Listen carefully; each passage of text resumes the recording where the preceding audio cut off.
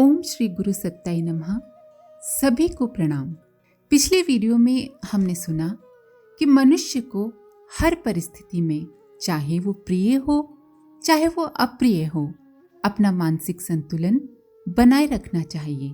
ईश्वर के भक्त से कभी किसी को किसी भी प्रकार का दुख नहीं प्राप्त होता है और न ही ईश्वर के भक्त को कोई दुखी या परेशान कर सकता है, क्योंकि भक्त सर्वत्र अपने परम प्रिय प्रभु को ही देखता है और हर हाल में प्रसन्न रहता है।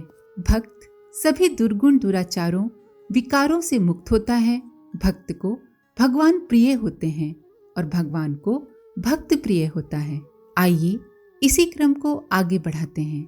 दुखेष्नु द्विग्न मनः सुखेषु विगत स्पृहा वीत राग भय क्रोधा स्थित धीर मुनिरुच्यते। अध्याय 2 श्लोक 56। दुखों की प्राप्ति में उद्वेग रहित है मन जिसका और सुखों की प्राप्ति से दूर हो गई है स्पृहा जिसकी, ऐसा राग भय क्रोध आदि से रहित मुनि स्थिर बुद्धि वाला कहा जाता है। अर्थात निंदा अपमान में कर्म करने पर भी सफलता प्राप्त न हो, जैसा फल मिलना चाहिए वैसा ना मिले, जीवन में रुकावटें मुश्किलें आए, ऐसे समय में भी जो घबराता नहीं है और अनुकूल फल मिलने पर, आदर मिलने पर, प्रशंसा होने पर जिसके मन में ये आसक्ति नहीं होती कि हमेशा ऐसी ही परिस्थिति बनी रहे, ऐसा व्यक्ति स्थिर बुद्धि होता है। जब मनुष्य संसार में आसक्त रहता है और जहाँ आसक्ति है वो नहीं मिलता तो उसे क्रोध भी आता है और उसे डर भी लगता है। तो जिसकी आसक्ति भय और क्रोध खत्म हो गए हैं, जो उनसे रहित है, ऐसा ही मुनि स्थिर बुद्धि कहा जाता है। मुनि अर्थात मननशील व्यक्ति, जो हमेशा सावधान रहता है कि मन में कोई आसक्ति और कामना न आ जाए। युक्ताहार विहारस्य युक्त चेष्टस्य कर्मसु युक्त स्वप्नावबोधस्य योगो भवति दुखा। अध्याय 6 श्लोक 17। युक्त आहार विहार करने वाले का, कर्मों में युक्त चेष्टा करने वाले का व युक्त सोने व जागने वाले का योग दुख नाशक सिद्ध होता है।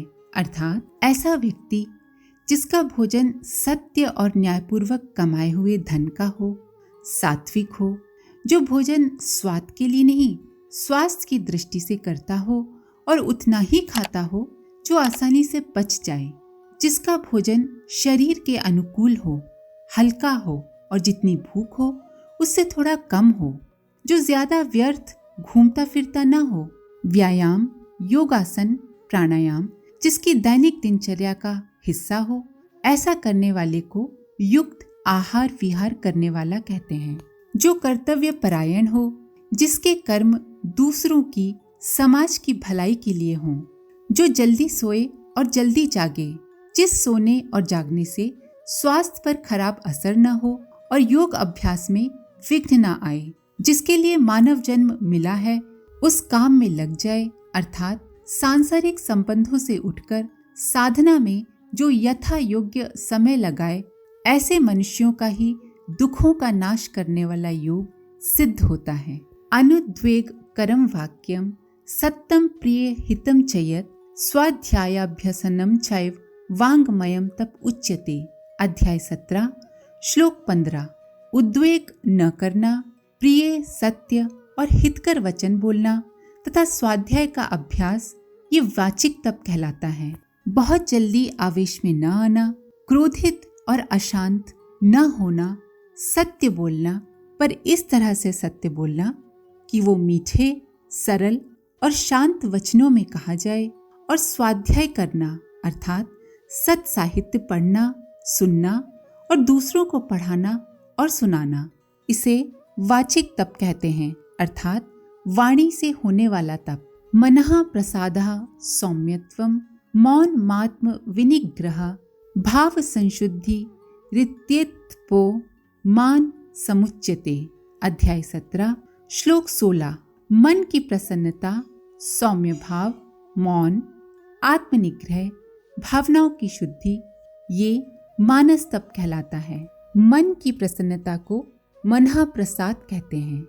वस्तु, व्यक्ति, देश, काल, परिस्थिति, घटना आदि के संयोग से पैदा होने वाली प्रसन्नता हरदम नहीं रहती, क्योंकि जिसकी उत्पत्ति होती है उसको कभी न कभी नष्ट होना ही होता है।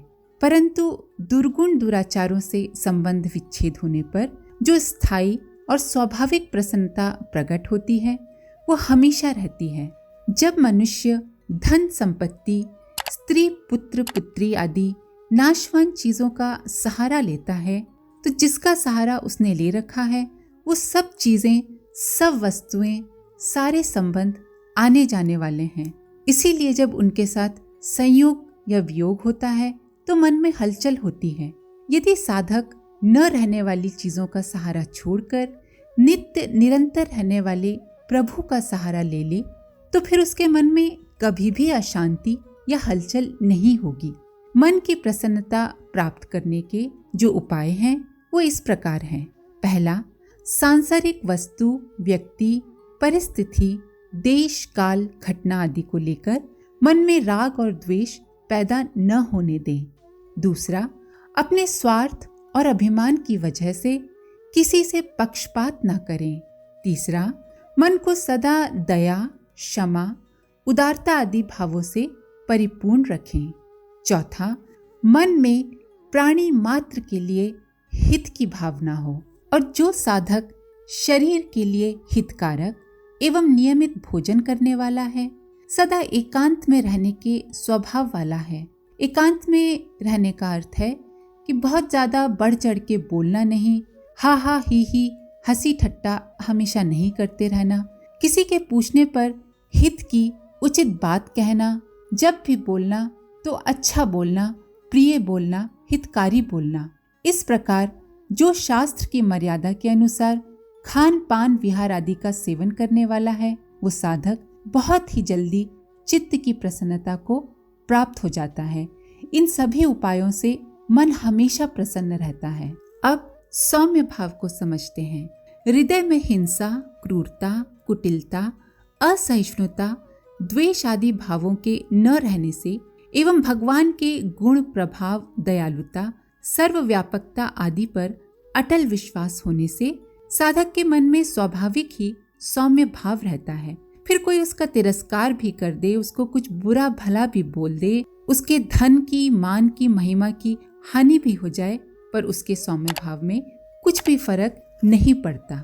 मौन का अर्थ है अनुकूलता, प्रतिकूलता, संयोग, वियोग, राग, द्वेष, सुख, दुख आदि द्वंद्वों को लेकर जब मन में कोई हलचल नहीं होती, मन हमेशा शांत रहता है, वास्तव में वही मौन होता है। मन के निग्रह का अर्थ है मन का संयम।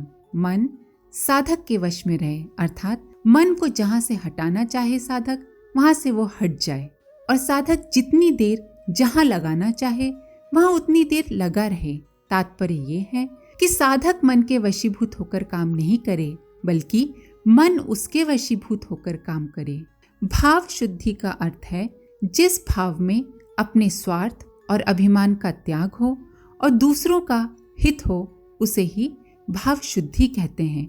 जिसके भीतर एक भगवान का ही आसरा, भरोसा है, एक भगवान का ही चिंतन है और भगवान की तरफ चलने का ही निश्चय है, उसके भीतर के भाव बहुत जल्दी शुद्ध हो जाते हैं। इस प्रकार जिस तप में मन की मुख्यता होती है उसे मानस तप कहते हैं, मन संबंधी तप। आज के लिए इतना ही। आप सभी का धन्यवाद। ओम शांति।